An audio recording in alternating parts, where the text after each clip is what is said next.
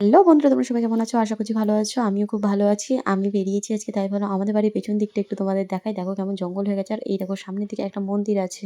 আমি যাবো একটু রাস্তার দিকে, তাই ভাবলাম তোমাদের সাথে একটু গল্প করতে যাই। আরজিকরের ব্যাপারটা নিয়ে খুবই খারাপ লাগছে।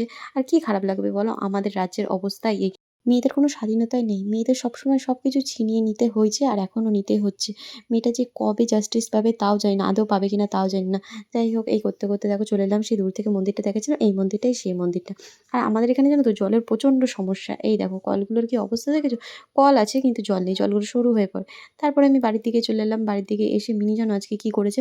বাটি থেকে মানে আমাদের তরকারি বাটি থেকে আমাদের মাছ তুলে খেয়ে নিয়েছে। ওর জন্য আমি ওকে একটু বকাবকি করছি।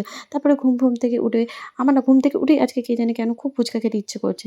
আমি রোজ ফুচকা খাই না। এখন দেখছি কিছুদিন ধরে হচ্ছে, তাই চলে গেলাম ফুচকা খেতে। এইটা হচ্ছে আমাদের বাড়ির সামনের দিকের রাস্তাটা। এই দেখো এই রাস্তা ধরেই চলে যাবো আমি ফুচকা খেতে। রাস্তার মধ্যে দেখা হয়েছিল আমার কথা স্টুডেন্টের সাথে। তো আমি স্টুডেন্টের সাথে কথা বলছিলাম। বলতে আমি এই সামনের দিকে এগেছিলাম। এই দেখো চলে এলাম ফুচকার এখানে। আমাদের পাড়ারই ফুচকা, বেশি দূর না। আর কাকুটা জানো তো ফুচকাটা বেশ ভালো বানিয়েছিল। আমি অবশ্যই এই কাকুটার কাছে এই ১ম ফুচকা খেলাম। খেয়ে বেশ আমার ভালোই লাগলো। খেয়ে-দেয়ে আমি আবার চলে গেলাম একটা দোকানে। দোকানে গিয়ে আমি ২ টো গুড ডে বিস্কুট নিয়ে বাড়ির দিকে চলে এলাম। এই দেখো গুড ডে বিস্কুটগুলো নিয়েই আমি চলে এলাম বাড়ির দিকে। আর জানো তো আমি বাড়িতে আসতে সামনেই দাঁড়িয়ে থাকে এরা।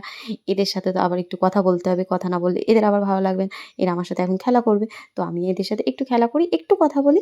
চলো তারপরে তোমাদের সাথে আবার অন্য ভিডিও দেখা হবে। টাটা!